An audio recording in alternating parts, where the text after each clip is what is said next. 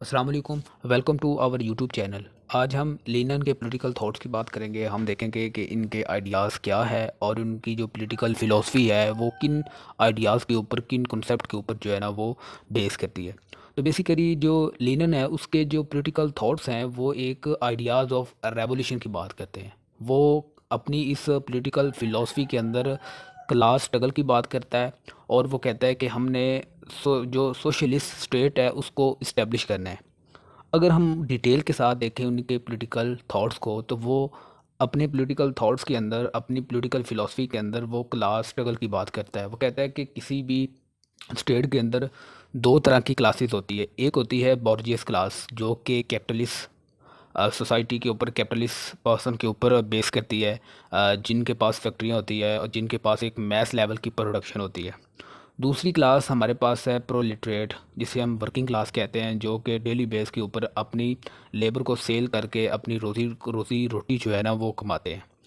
तो इसके अंदर वो कहता है कि जो फैक्ट्रियाँ होती हैं, जो ऑनर होते हैं, वो बोर्जियस क्लास होती है जो कि प्रोलिटरेट यानी कि वर्किंग क्लास से अपने प्रॉफिट को जनरेट करते हैं। तो लीनिन यहाँ पे कहता है कि जो बोर्जियस क्लास है वो एक्सप्लॉइट कर रही है प्रोलिटरेट क्लास को, because they do not gate fair compensation for their labour. वो कहता है कि काम करने वाले मज़दूर हैं, वो काम करते हैं लेकिन उनको इस तरह का कंपनसेशन नहीं दिया जाता जितना कि उन लोगों ने काम किया होता है, बल्कि उनको एक्सप्लॉइट कहता है, एक्सप्लॉइट किया जाता है। और सारा का सारा जो प्रॉफिट होता है वो एक कैपिटलिस्ट, एक बॉर्जियस क्लास का जो बंदा होता है उसके खाते के अंदर सारा कुछ जो है ना वो जाता है।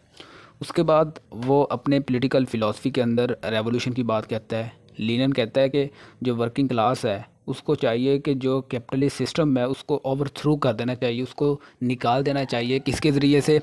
रेवोल्यूशन के ज़रिए से जो है ना वो जो कैपिटलिस्ट सोसाइटी है, कैपिटलिस्ट सिस्टम है, उसको वर्किंग क्लास को ये करना चाहिए कि उसको एक रेवोल्यूशन के ज़रिए जो है ना ओवरथ्रो कर देना चाहिए। जिस तरह हम देखते हैं 1917 के अंदर रशियन के अंदर रेवोल्यूशन आता है, जिसके अंदर वो वो जो एम्पायर होती है ऑटोक्रेसी की, उसको जो है वो इस्टेब्लिश कर देते हैं। किसके ज़रिए? वर्किंग क्लास के इंटरेस्ट में। वो जो एम्पायर होती है रशियन एम्पायर, उसको वो तोड़ देते हैं और इस्टेब्लिश वहाँ पे गवर्नमेंट कर देती है जो कि वर्किंग क्लास के इंटरेस्ट के अंदर होती है। ठीक है। तो ये दूसरा जो उनकी पॉलिटिकल थॉट्स है वो रेवोल्यूशन के गिर्द घूमते हैं, यानी कि वर्किंग क्लास को चाहिए कि वो आपस में मिले और कैपिटलिस्ट जो सोसाइटी है, कैपिटलिस्ट जो सिस्टम है उसको ओवरथ्रो करें। किसके ज़रिए से? एक रेवोल्यूशन के ज़रिए से। उसके बाद वो कहता है कि डिक्टेटरशिप ऑफ द प्रोलिटरेट। वो कहता है कि रेवोल्यूशन के बाद हमें चाहिए कि वर्किंग क्लास जो है वो सोशलिस्ट स्टेट यहाँ पे इस्टेब्लिश करें। यहाँ पे जो डिक्टेटरशिप हो वो सिर्फ़ और सिर्फ प्रोलिटरेट क्लास की हो, यानी कि वर्किंग क्लास की हो। जिस तरह हम देखते हैं 1917 के अंदर रशियन रेवोल्यूशन ने क्या किया कि वहाँ पे जो गवर्नमेंट इस्टेब्लिश हुई रशियन रेवोल्यूशन के बाद, तो वहाँ पे हम देखते हैं कि वर्किंग क्लास की जो काउंसिल है, जिसे हम सोवियत कहते हैं, वहाँ पे आम लोगों से भी जो है ना वो डिसीजन मेकिंग के अंदर उनका जो इंटरेस्ट है, उनकी जो ओपिनियन है वो लिया जाता था। उसके बाद वैनगार्ड पार्टी है इनकी। तो वैनगार्ड पार्टी के अंदर वो कहता है कि स्मॉल ग्रुप ऑफ पीपल्स जिनका प्रोफेशन ही होता है रेवोल्यूशन लेके आना, वो वर्किंग क्लास को एक रेवोल्यूशन की तरफ लीड कर सकते हैं। यानी कि यहाँ पे वो अपनी पार्टी की बात करता है कि मेरी पार्टी का मकसद ये होता है कि एक रेवोल्यूशन को लेके आना, वो रेवोल्यूशन जो कि वर्किंग क्लास के इंटरेस्ट के अंदर हो।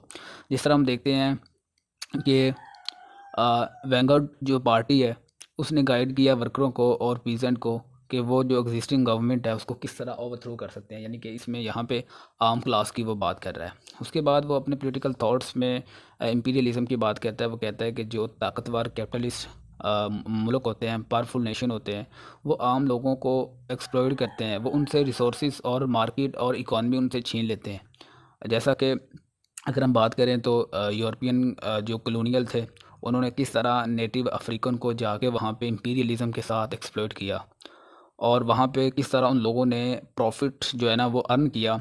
अगर हम इसकी एक मज़ीद एग्जांपल कोट करें तो हमें जोसेफ कॉनरेड, जो कि ब्रिटिश नावलिस्ट है, जिसका नावल हमारे पास है हार्ट ऑफ डार्कनेस, उसके अंदर हमें किस दिखाया जाता है किस तरह इन लोगों ने नेटिव अफ्रीकन को ख्वाब दिखाया थे कि हम आपको एक सिविलाइज़ करने आए हैं, लेकिन बेसिकली वो इम्पीरियलिज़म करने आए थे।